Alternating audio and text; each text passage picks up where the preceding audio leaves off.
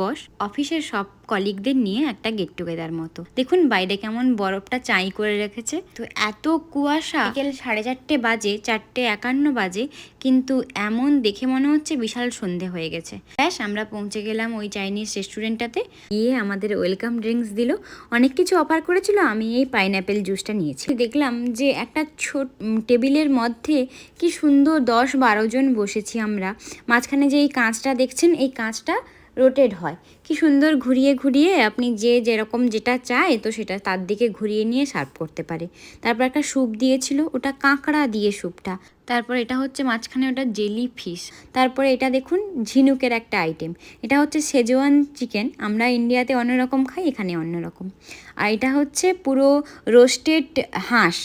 তা এই হাঁসটা খেতে হয় অন্যরকম, এরকমভাবে স্লাইস করে করে করে করে দিয়েছে। কেমন খেতে হয় পরের একটা ভিডিওতে শেয়ার করব। সবাই ভালো থাকবেন, বাই।